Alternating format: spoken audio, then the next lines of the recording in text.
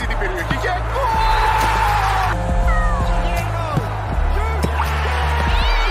Κατέβασε και εσύ το Bet On Alfa app και μην χάσεις ούτε ένα γκολ. Bet On Alfa. Ανεβήκαμε κατηγορία.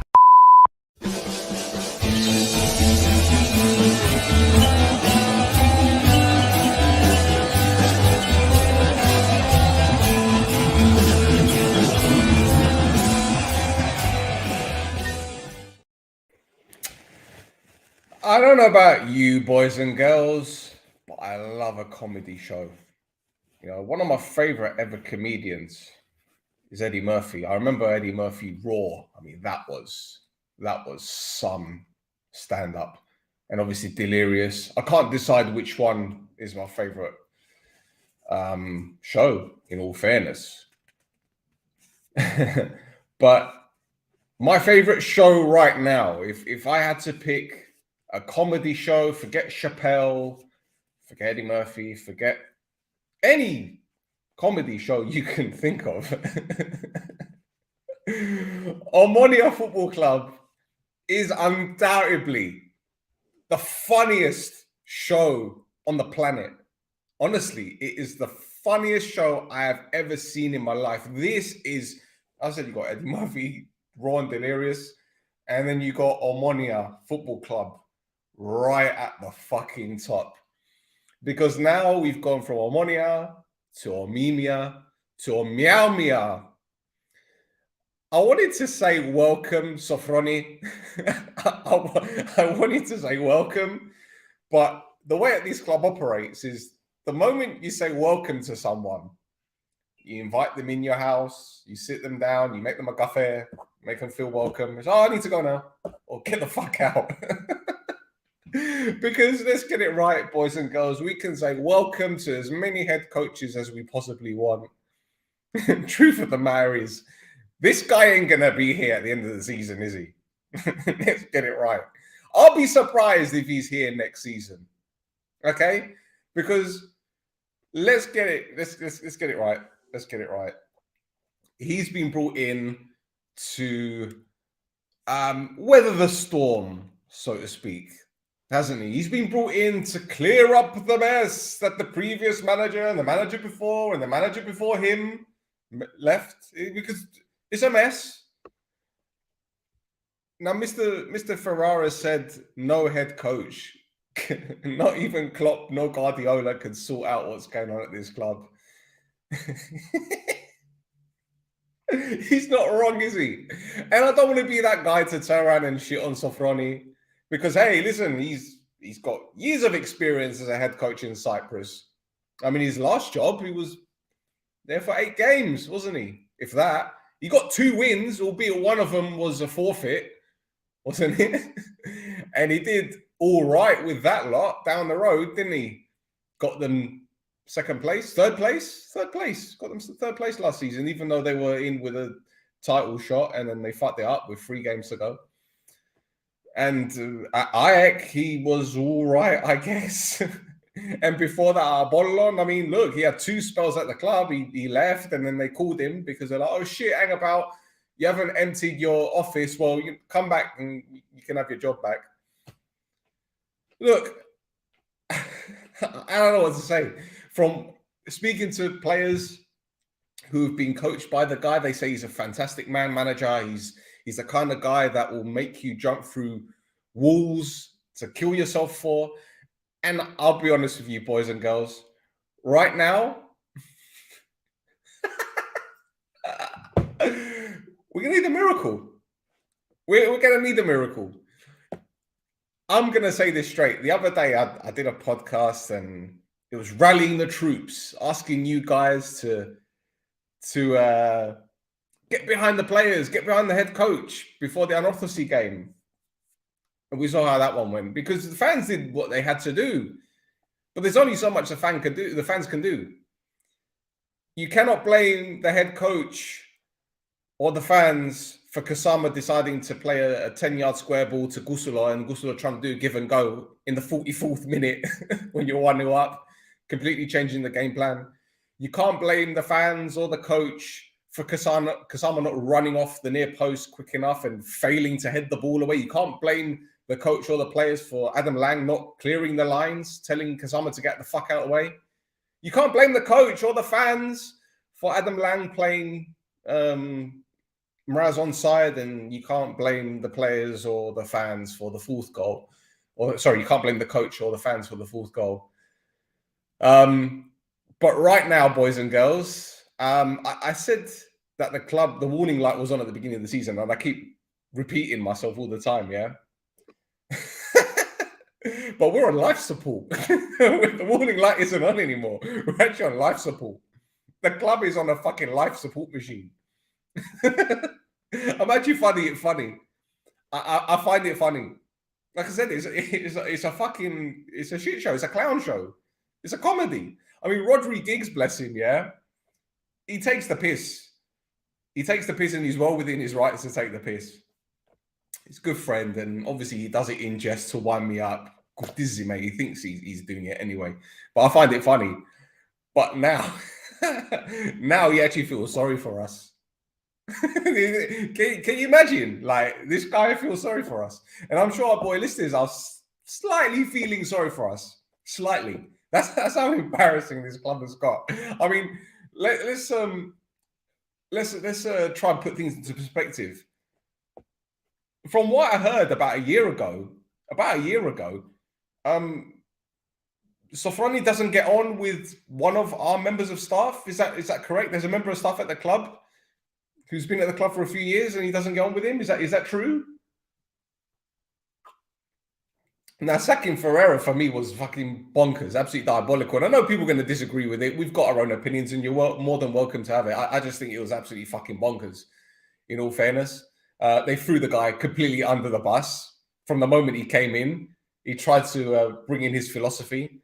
And you saw in January, that month just gone, what they did in the transfer market. I highly doubt he wanted both of those players. I highly doubt, but whatever. But yeah, Sofroni's here. Ogatos, he's here.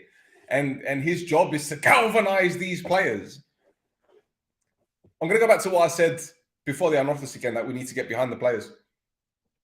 And as much as I've tried to remain positive, and as much as I said that 2023 is going to be a more positive year for me, I find this whole thing absolutely hilarious.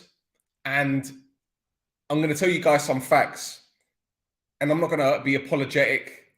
I'm not going to apologize for what I'm about to say. And I'm sure as hell not going to regret what I'm about to say. Okay? I want everyone, to clip this and to remember this. We had Henning Berg, who won the league title for us. He got sacked after a few bad results. Point of no return, apparently. We had Neil Lennon. That ended up being a total fucking disaster, but we won the cup. And now Yannick Ferrara's gone. So we've had 3 head coaches that have coached probably the majority of these players.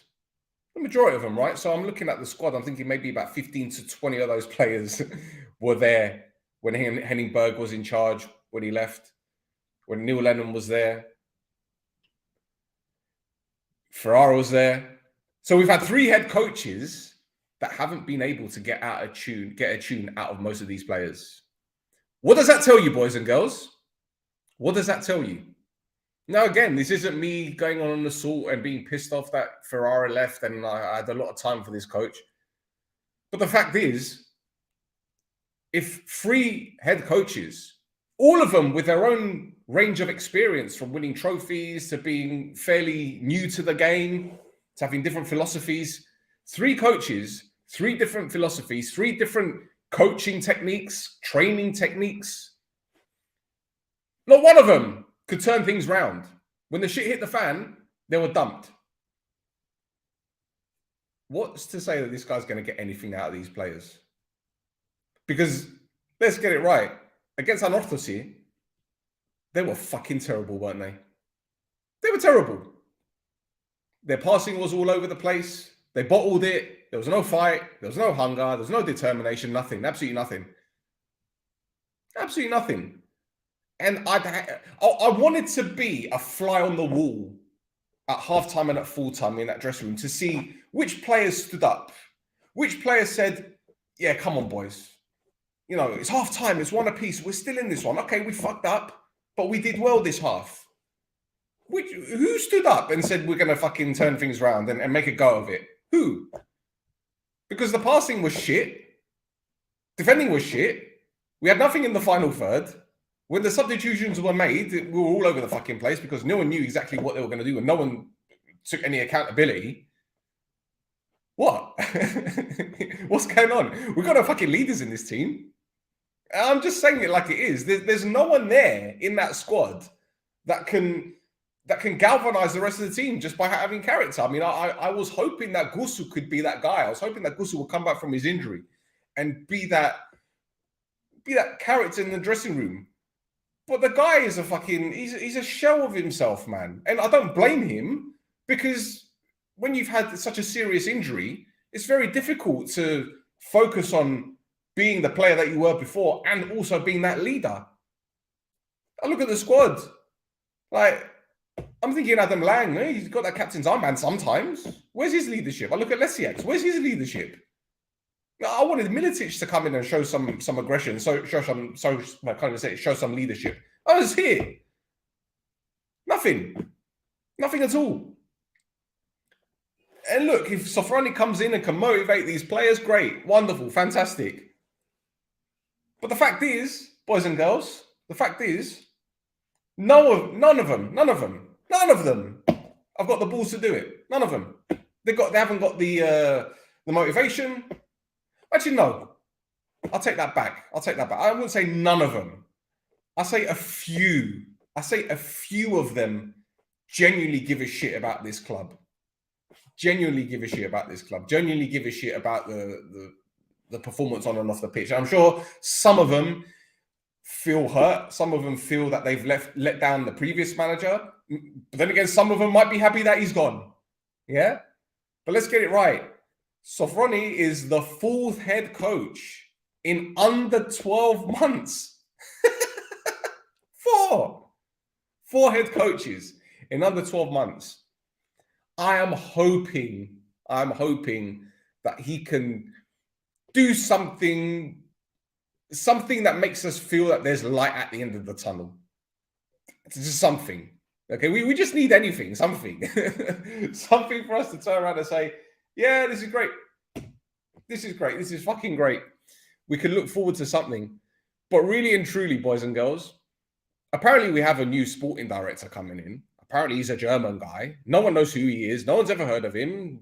Obviously, this is all tight-lipped. I find it incredible how the name of this sporting director, no one knows. It's been like 2 or 3 months since they've been chasing a sporting director. No one knows who this famous German guy is. But they know when the manager's going to get sacked. It don't make no sense to me. It don't make no fucking sense. It don't make no fucking sense. None of this makes fucking sense. This club doesn't make no fucking sense. The thing is, I used to say I'm tired. I'm not tired anymore, man. I just find it funny. I find it funny. So, yeah, man, it is what it is. It is what it is. Look, before I carry on, don't forget to like and subscribe. Keep hitting that like button, please, because I don't see that many likes these days. Maybe you guys don't like the content, but just like it to be nice. And thank you to Bet On Alfa for sponsoring us and putting up with this. Because I'm sure Bet On Alfa are watching this and thinking, fucking hell, this is going to be another miserable show, isn't it? A show of misery.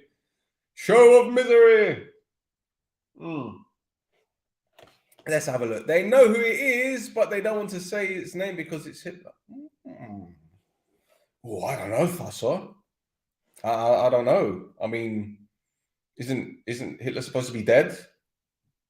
He's dead, isn't he?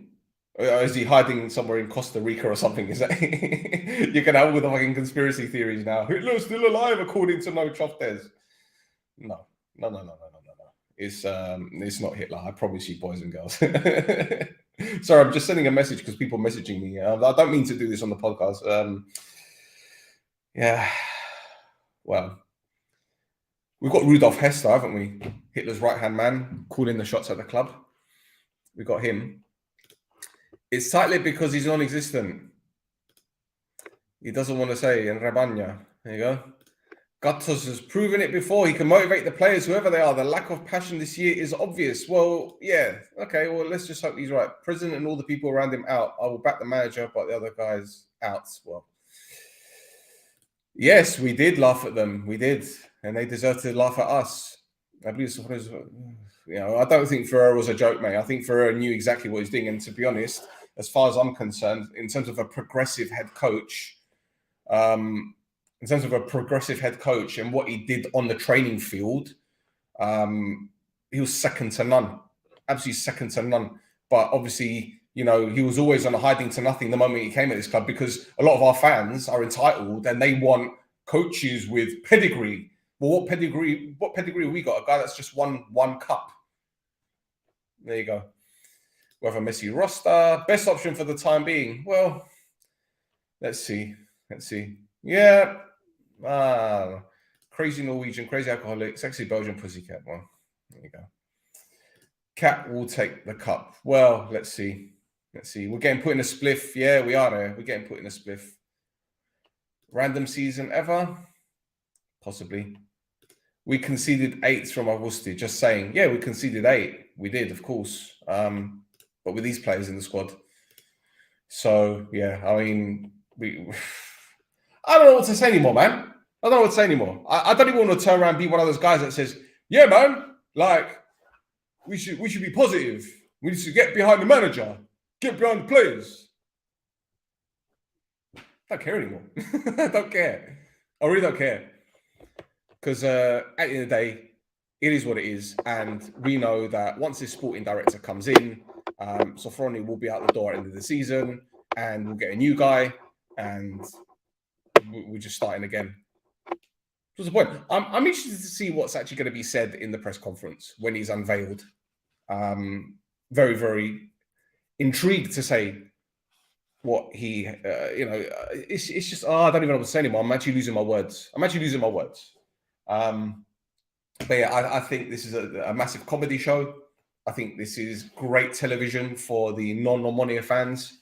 And to be honest, we know who's to blame for all of this. And that's just how it's going to be, because they do what they want when they want. And if you dare speak up about it, or you dare try and do anything about it, you get blackballed, or they throw you under the bus, or they try to prevent you from doing things that you want to do, or they try and, rule with an iron fist and be dictators. As I said, you don't need to be finding Hitler, because Hitler's running the club and Rudolf Hess is number 2. So there you go. A lot of us don't care anymore. We just spectate and wait. Yes, that's right. Don't be a fool to believe he will leave after the season, especially if it does well. My friend, I know football. And this guy is a stopgap. That's all he is. Because when you bring in a sporting director, more often than not, the sporting director will have someone in mind. Now, they panicked with Yannick and they sacked him. And Sofroni, coincidentally, was sacked the same morning as Yannick, and he became available. Was he not the guy that was supposed to take over when Berg was sacked? Or no, not when Lennon was sacked. Wasn't his name being thrown about when Lennon was sacked? Or Gattos? Isn't that what people were saying? He's going to get the job? So clearly, he's been earmarked for the role for a while. I'm interested to know the link between Sofroni and the vice president or the president, because they made that decision very, very quickly, didn't they? Very quickly. It's impressive. It's very, very impressive how timing can really make a difference, and how things can just piece together like a puzzle. It's a massive coincidence. Massive. Isn't it plain stupid to wait for a sporting director mid-Feb and sack the manager, hire a new one just days before? Honestly, it is stupid. But it's just how it is. It's how this club is run. It's a fucking clown show. It's a clown show. Just waiting for the lion tamer to come out. I've got the clowns, and we need the people, the trapeze artists. Need someone to be fired out of a fucking cannon. My opinion is that he should have come in right after Lennon. Clear upgrade from Ferreira, but he has nothing to save anymore. The season is done and dusted. Let the director come in and take action. Well, you know, Yannick is getting all the criticism, but it goes back to what I keep saying. How the fuck do you expect him to do the job when during the transfer window, you're getting rid of the highest goal scorer, the top goal scorer of the club. You're bringing in a Ukrainian homophobe that doesn't even score goals and a guy that hasn't kicked ball in 6 months. And one of the signings was made literally on deadline day. So how the fuck can he do anything? Incredible. It's absolutely incredible, honestly. You know, I talked to my friends about Omonoia. You know, I was talking to them about Henning Berg when we were successful. I was talking to them about when Henning Berg was sacked and how shocking it was. I thought they were going to give him some time because he had credit in the bank. People wanted Berg gone. People watching this pod were commenting, saying, Berg out, Berg out. I said, give him time, give him time. Let him turn things around. Well, he's not doing too bad now. I know he's not top of the league, but you got a head coach at a club that's going to back him. I find it incredible. And I talked to my mates about Lennon when Lennon came. People were asking me about Neil Lennon. Look about Omonoia. What's he going to do at Omonoia? And I said, listen, he might do well, but chances are he'll probably do shit. Well, he won the cup. That shut me up briefly. And then we saw what happened at the beginning of the season. Brought in Ferrara. People saying, who is this guy? We don't want him. He's never won anything. Blah, blah, blah. I said, give him time. Give him the opportunity. We started pretty well. I mean, if we didn't lose 4-0 to Apoel, I don't think people would have been saying anything. But the fact we lost 4-0 to Apoel, oh, knee-jerk reaction. We lost to Ajax. Oh, he's shit. He needs to go. How's he shit? We were dominant up until they equalised. And the reason why they equalised is because Jan Lesiak didn't know how to hold his line. He was 10 yards closer to goal. Is that on the manager? Or is that on the player? We lost the game. Look at the second goal that we conceded. Again, Jan Lesiak's to blame. But is that on the manager? No. We lost to Salamina. Well, we lost to Salamina because, number one, Militic was ball watching and Dorgaray scored and Uzoho fucked up for the second goal. Is that on the manager? Mix misses from 5 yards out. Is that on the manager? We lose to ANTROPI. We're in control until the 44th minute. Kasama decides to fuck up from a free kick. Is that on the manager? But yeah, it's easy to blame the coach. But let's not blame the players because they are fine. They're absolutely fine. They don't hold any responsibility for their actions. No, not at all. Let's give them this invisibility cloak, being the managers and the president and the vice president, all the shit that goes on off the pitch. The training ground, which is falling apart. The training ground, which has practically got no fucking heating. Yeah? The training ground, which is a shit show. That is the main problem. Give the players this invisibility cloak to hide behind all of that shit. They're blameless. But let's blame Ferrara. Let's blame Berg. Blame Lennon. What would you want me to tell you? I love these guys, yeah? Some of them I talk to quite frequently, and I don't like to do this. But the fact is, they need to be held accountable for their actions as well, whether you like it or not. It was Gus's pass, right? Okay, but who passed it to him? Yorko. Who passed the ball to Gusu? It was Kasama from a free kick. Could have played backwards to the goalkeeper in the 44th minute. And yeah, Gusu did lose the ball because he tried to do a give and go, which confused the fuck out of me. But again, I didn't see any mention of Ferrara there. It's 44 minutes. You go in 1-0 up at halftime against ANTROPI, your team talk is set. But once you've conceded a goal, right on halftime, your team talk changes. We won't get a coach like Yannick who said it how it was. He wouldn't conform. And that's probably why they got rid of him, Costa. That's probably why they got rid of him. Because he had the balls to say it like it is. He had the balls to dig out the players. And I'm sure he probably was the same behind closed doors to the players. I'm pretty sure he may have did a debrief, as they normally do at football clubs, and sat down and said, boys, where are we going wrong? Where are we going wrong, boys? And my guess, probably 25% of that squad had something to say. The other 75 sitting on their hands. Because we have no leaders. because all the leaders we had, the club got rid of, and they didn't want to bring in any more leaders because they want to keep their hands in their pockets. But again, what's the point? What's the point of me talking about this? It's obvious, but people don't want to see it. They want to point their fingers at the head coach. Let's point the finger at the head coach. Well, I'll tell you what, Stefano, you know what? There are some Omonoia fans who are convinced by Sofroni's. Okay, well, if that's who they wanted, then they'll have him. Because on this pod, as I keep saying, we'll back the manager because he's the guy at the helm. He's the guy. Yeah? Wasn't he the one that got out and said he's okay with the squad's quality? Come on now. Well, yeah, because sometimes as a head coach, you don't want to throw your players under the bus. But at some point, when the players are throwing you under the bus, i.e. the ANTROPI game, you don't protect them anymore. And I think after the ANTROPI game, he knew his fate was sealed because they got him sacked. Let's get it right. Because in all fairness, it's easier for a club to sack the manager because you're only paying out one person. But now we've got players who are contracted until 2024, 2025, 26, that they can sit on their hands and say, fuck it. I'm here for the foreseeable future. And if you want to get rid of me, not only do you have to sell me, but if I don't put in a transfer request, you have to pay me the remainder of the contract. There you go. A bit of an inside scoop there, because that's how a lot of football teams work. Yeah? Unless a player puts in a transfer request, if you sell them, you have to pay up the rest of their contract. There you go. Do you want me to tell you more? What I'm going to do one day, I'm going to get my boss on, who's actually the director of the football agency I work for and is a lawyer. And I'll get my friend on who works for FIFA. And we'll spill the beans about how football works and how agents get involved in things and how there's a lot of nepotism and everything. But look, I'm done. I've done 27 minutes. Thank you, everyone, for tuning in. I'm sure we're going to have a show tomorrow or the day after. So until next time, it's oMEOWmia, isn't it, boys and girls?